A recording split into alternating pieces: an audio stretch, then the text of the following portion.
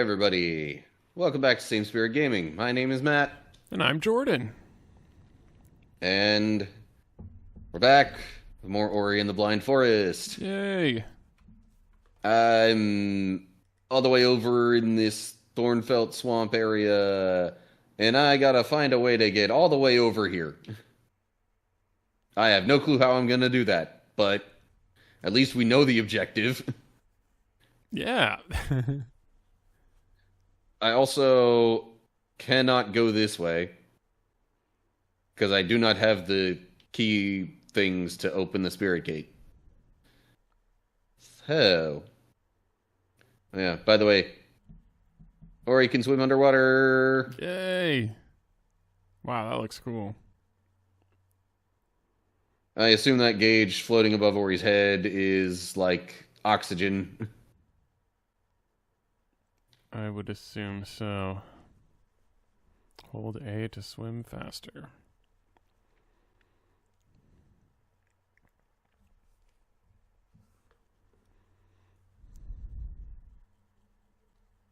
No idea how far down I could or should try to go. Let's maybe see what's over here first. Okay. Whoa, hello. Rhino. Ow. And I'm not even damaging it. Turns around really Jeez. quick. Okay. Wow. You're not gonna come this far, are you? Nope. You absolutely are not gonna come this far.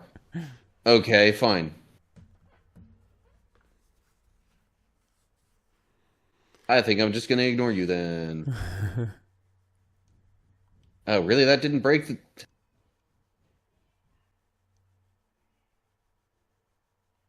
Insert the map stone fragment. I don't think I have a mapstone fragment. Maybe that's the key to it all. So I guess I have to go down into the water over here. Yeah.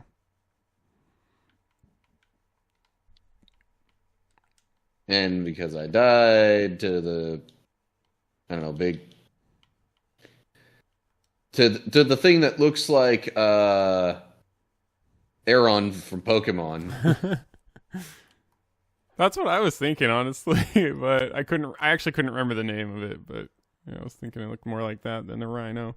Yeah, you know, the little metal Yeah. thing. I forget which generation that was. Second or third, probably. Ruby and Sapphire, I believe. Okay, so that was third gen. Yeah. I could be wrong. I think so. Okay. I've been watching just like I watch speedruns sometimes, but something that's been popping up on my YouTube timeline is like Pokemon glitches, like how much they've been able to glitch the game. It's crazy some of the stuff they can do.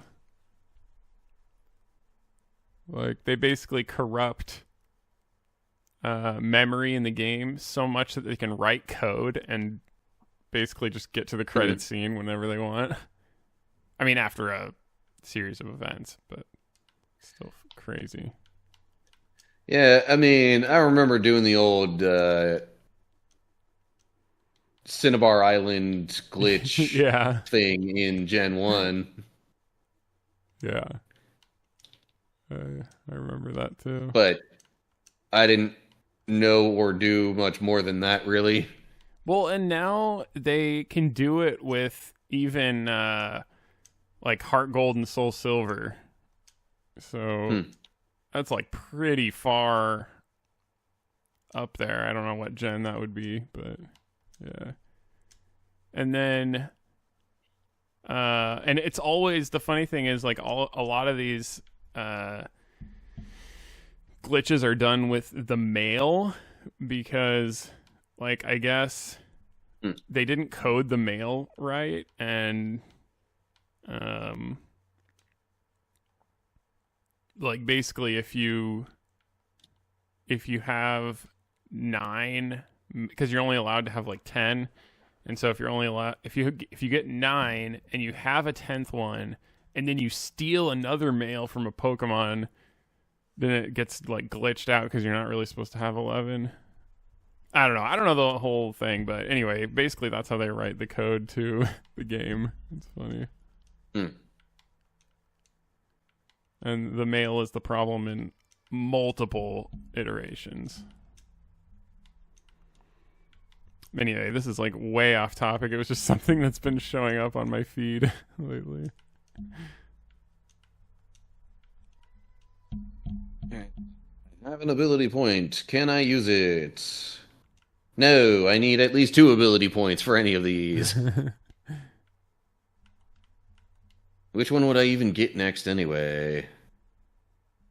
Ooh, Air Dash sounds handy. Air Dash? But can't get that yet. Need another point. Oh, great. There's a thing that could crush me. Gotta love those.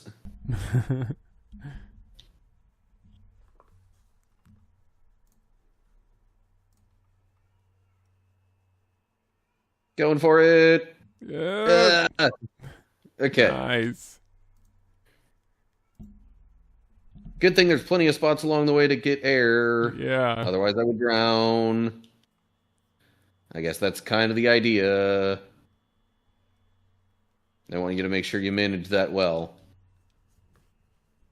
Ow.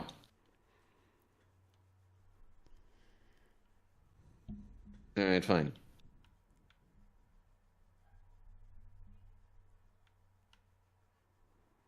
What the... Okay. Is it done now? I guess it's done. Okay. Now what could possibly be beyond there? Can't see it on the map. But there's something. There's something. That looks like maybe a mapstone fragment.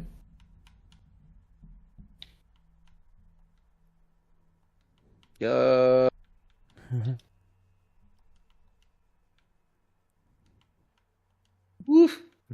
Okay. I've made it. Hopefully I won't have to deal with enemies too much on the way back. Yeah.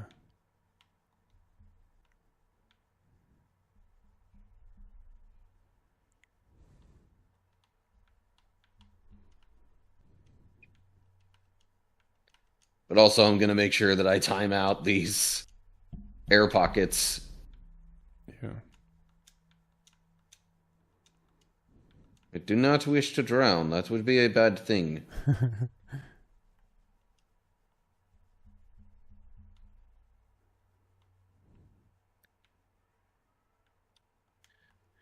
I've told stories on the channel before about times I almost drowned, right? Yeah, I believe there's one story with the swim instructor. Yeah. I mean, you might as well tell it again because that was a different playthrough. Yeah, so the one time was when I was really young. I was taking a swim class and just lost my grip on the thing that was keeping me floating. So I went down into the water and just had to basically get myself on back up because I guess the instructor had too many kids to watch. Jeez. All at once. A few moments later. But there was a second time that I kind of almost drowned as well. Oh, jeez. And that was much more recent. While I was living in Texas, I'm gonna a few years into being there. So within the past 10 years, I'd say. Okay, wow. So what happened was some co-workers / friends all like, ow. Okay, what am I supposed to do there? Yeah. Anyway, we all went on a tubing thing down the one river. I think it was the Guadalupe. Anyway. Um, anyway. And there was this one part where there was like just enough of like a mini waterfall type situation. Okay. It's basically just enough of an elevation difference between where we were and where we had to go that the tube I was in flipped over, and Oh, wow. Because of where I fell out, there was water kind of like pouring down on me, somewhat pushing me down in. Jeez. But fortunately, there was, a rock kind of just a bit below the surface that I was able to use to just kind of feel my way along that and get myself back up to the surface. But in that process, I definitely, I guess just in the initial drop into the water, I probably swallowed a little bit of the river water. And Jeez. Yeah, that's crazy, man. That's and then in the meantime, the tube I was in wound up like friggin', I don't know, 30 to 50 feet further down the river already. Oh my gosh. Wow, that's really scary.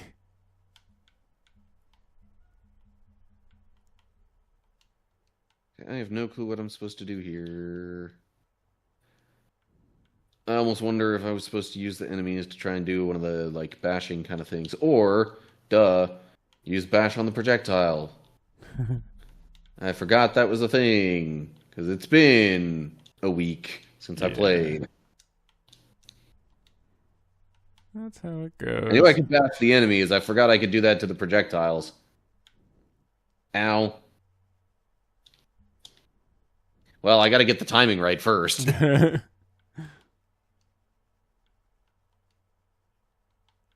No, these enemies are not back. I thought for sure they would be.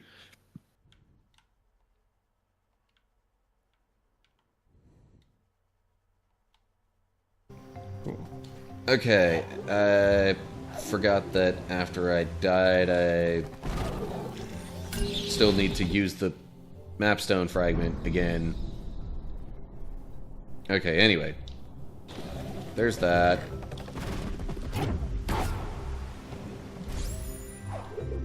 Realistically, as long as I use the bash well enough, I kind of shouldn't really need to take hits from much of anything. Right. Yeah. Hiya! You, go away. I meant permanently.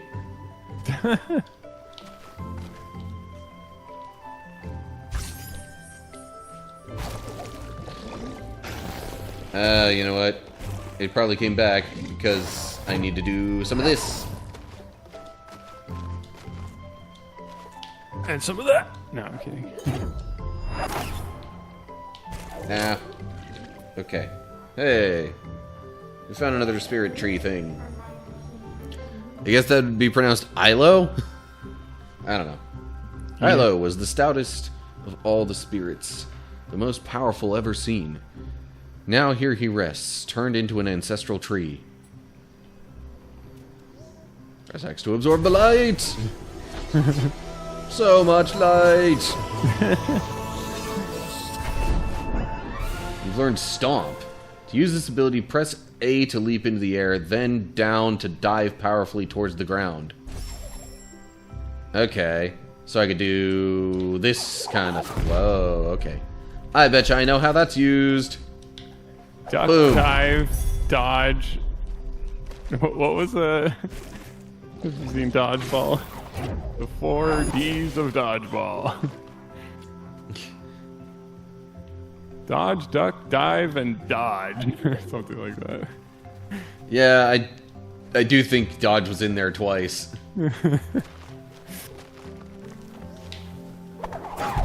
I recently rewatched that movie. It was hilarious. Oh, that does do something.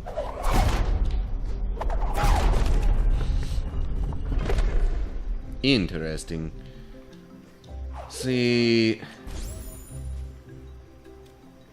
now that almost makes me want to go back and see what other things I could possibly do with the Stomp, but I shall continue forward. If I can. Forward. Oh, jeez. What am I supposed to do here? Oh, jeez. I am not doing this especially well, I don't think. Yeah, I have no clue how I'm supposed to get through that little door passageway thing. Okay. Well, good thing it's saved after I got to the tree. Yeah.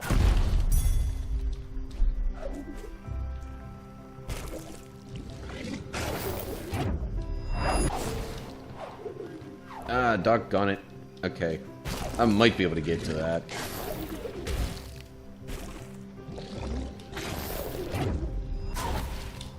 No, why? Oh well. Alright, well. I'm sure we've got a Bible passage to get to, and it's probably about time for it. Yeah. So, I have...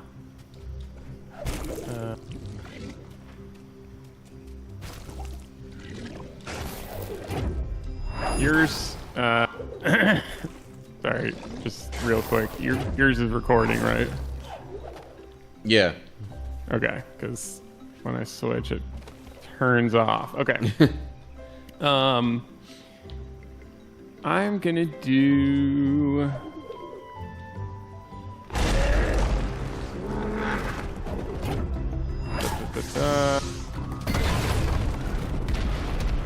Okay, I'm gonna do Colossians chapter 3, verses 23 through 25, which says, "Whatever you do, work at it with all your heart, as working for the Lord, not for human masters, since you know that you will receive an inheritance from the Lord as a reward. It is the Lord Christ you are serving. Anyone who does wrong will be repaid for their wrongs, and there is no favoritism." I found this really interesting because, I'm just going to repeat it a little bit. Whatever you do, work at it with all your heart, as working for the Lord, not for human masters. So it's like you do work on this earth, and we're kind of doing it for humans. But we're being instructed to do this work that we are doing for humans as if we were just doing it for God. So do whatever you do with all your heart, as much as you possibly can, as if you're doing it for God. That is hard. That's a hard thing, I think, for a lot of people these days to get. It's hard for me to get because a lot of times when you're doing your job, it just feels like there's this churn, like, you know, the company doesn't care about you, they're just using you for your labor, and that might even be true. All of that might be true, but like, you know, we're called to do it as if we're doing it for God. So it calls us to be our best, to do our best, and yeah, just don't waste your time on earth. Don't waste your opportunities. God is in everything, I guess. So, and then as a side note, that last verse, I don't. It is kind of related. I almost didn't read it, but anyone who does wrong will be repaid for their wrongs, and there is no favoritism. I almost think it's like sort of related because you're doing this work for human quote unquote masters, but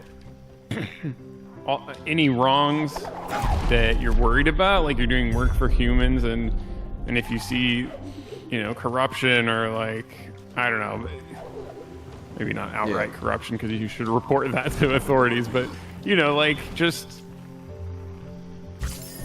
not great things that people around you are doing, that will be just trust God that they will be repaid for their wrongs.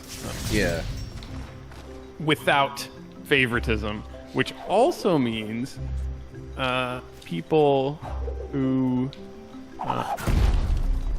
you might think, like someone at church, like, this person is such a good Christian or in such a high position, they're seen as better. But no, there's no favoritism in God's eyes. We're all equal. And but I do think I also think it is a little interesting that there's like this idea of like all of our sins are forgiven, and like I guess maybe that last part is for maybe non-Christians, because like if you're a Christian, your sins don't count against you because Jesus has died for you. But then it's like there's kind of this idea of karma right at the end, so it's a little bit confusing, but we don't fully understand the... Yeah, well, the difference being technically karma, as it's actually, classically known within its religion of origin, is all about, like having multiple lives and essentially getting a better next life because of what you do in this one. But with God and what we believe in, all that, it's more like, well, once this life is over, that's when you'll get your just rewards, so to speak. That'll be, I see, when either you spend eternity with God in heaven and it's good, or if you didn't do good things while you were alive on Earth, then you spend eternity not with God. Yeah. I see.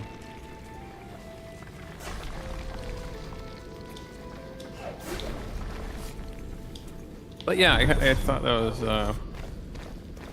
kind of interesting, because some people might think, like, what's the point of my job? What am I doing at my job? Like, I should just be serving God. But your job is serving God, as it states right here. Do your job as if you're doing it for God. That's what we're called to do. Yeah, and like it serves as an example to others that you don't just work hard when things are going well, or when you're doing things you enjoy. It's like, you're working hard because you're supposed to. Yeah. Yep. What we're called to do. Okay, that was dumb. Why? Oh, you know what? Maybe I should warp instead. Ooh. Warp action.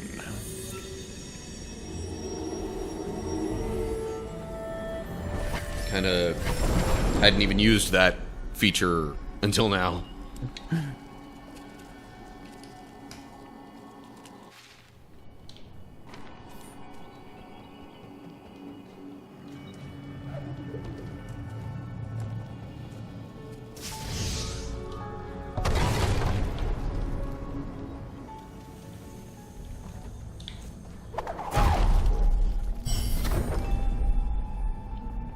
Jeez, okay.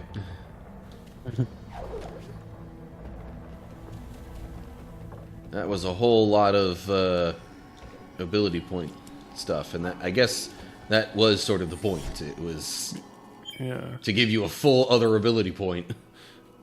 Alright, so now I have 2 and I can get air dash. Yeah. How does one use the air dash, though? That's the question. Huh. Allows Ori to charge dash to attack enemies. That comes later, though. Jeez, okay.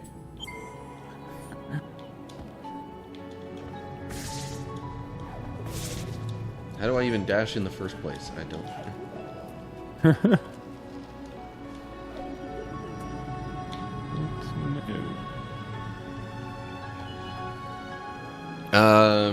Well, I guess I could end this particular episode here and at least try to figure out the air dash in between. Yeah, that's fine. Okay. Well, thanks for watching, everybody. Hope you enjoyed. Not a whole lot of story in this one, but that's okay. Sometimes it's just exploration and working. Like, I did open this passage up that should at least allow me to get toward, get moving towards the next objective. Yeah. Anyway, subscribe so you don't miss anything that we put out in the future. And, yeah. Unless Jordan's got any other thoughts, that'll do it for now. Thank you for making it this far. We really appreciate it. And, yeah, as Matt said, don't forget to subscribe so you don't miss it. Hope you're enjoying this. Game is just so beautiful, like the environments and everything. I love it. And like in a way, the glow of the light all over the place is sort of part of that too.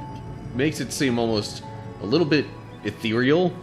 Yeah, that's a good way to describe it.